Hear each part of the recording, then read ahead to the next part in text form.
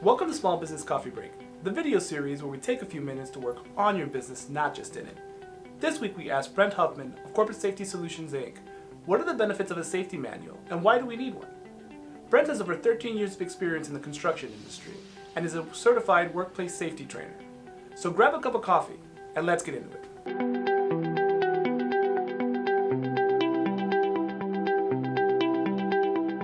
So Brent, important to I think a lot of workers or a lot of employers here in the state of Florida, safety manuals.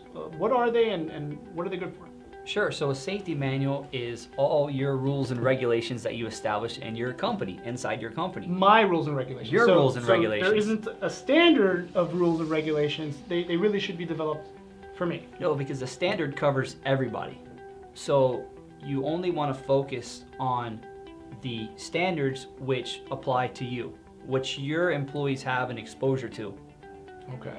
So, for instance, if it's too broad and, it may encompass something that may happen at a restaurant or maybe a retail establishment, but not necessarily at an office or, obviously very different at a construction site. Correct. Versus what would happen inside of a retail store. Correct. Like So in your safety manual, the first thing you're going to do is find out what hazards your employees are exposed to. Does OSHA have like a set of codes or some type of something I can go to help me develop that? Yeah, so inside the CFR 1926 or 1910, you're going to find subparts in the regulation, and each subpart has a name and has a title, whether it's fall protection, whether it's hazard communication, and so those types of things. And the CFR is like the OSHA Bible, for lack of a better description. Code of Federal Regulations is the laws which we're supposed to you abide by. Absolutely have to follow those rules. So within those we have everything is codified to subgenres. You were saying. I didn't Correct.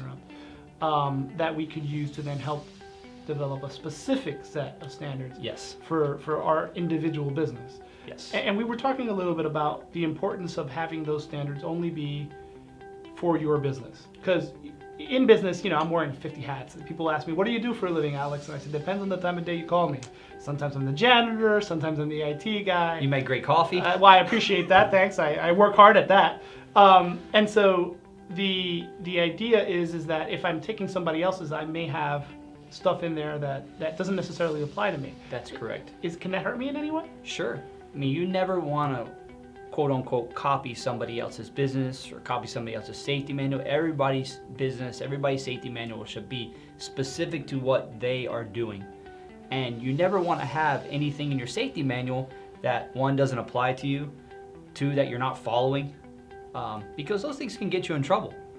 Okay. Yeah. Well, I mean, I think I see that in not necessarily safety manuals, but we do help with the employment practices policies with some of our customers for employee manuals, and we are constantly having that conversation of don't ever ask an employee to do something in the manual you're not willing to enforce, because you could have a situation where the entire manual gets invalidated because someone will ask you, "Hey, did you do, step 1, 2, 3, subsection C?"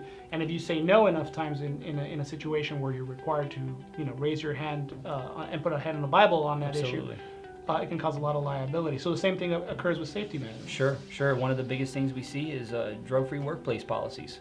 Look, if you're going to have that policy in place, you have to follow it to the T, because you have some testing that can be initial, you have testing that can be post-accident, you have testing that could be random, and if you're not following all those steps that you say that are in your manual that you're going to do, then it can get you in trouble. You can basically there may be some liability that's come across you for not having done it. Now, that being said, I would think that you would want to have all three of those.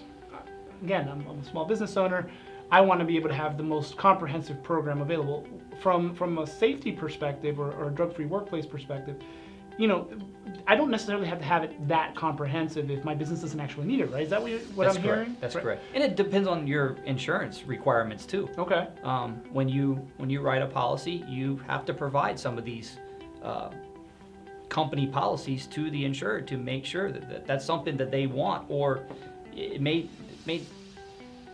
be able to do, right? Well, for instance, because with the drug-free workplace, it is something I hear a lot about. I get a lot of questions specifically since there's a discount associated with the workers' comp. Correct.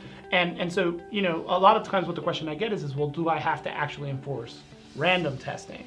And I think I've answered, even though I didn't really know the answer till now, he just answered it for me, actually. But I've always said common sense is if you can only put in there what you want to do, right? Correct. If you're not going to do random testing, then don't do random testing, because the day you decide to do random testing, that individual may come back and say, why'd you choose me? Look, and one thing people don't realize about the random testing is that just because somebody shows up positive for a controlled substance doesn't mean that you have to terminate that person. Whoa. You can offer them some type of program to get into, to get treatment, to keep their job. Really? So it's not necessarily a termination Issue right away. And I have companies that I've talked to them about, because obviously some people don't want to do random testing for fear of what they may find out. Right. And obviously you don't want to lose all your employees. I understood. And would that be part of the manual also? You know, the process of which you either reintegrate? So you write it, so it shall be. Okay.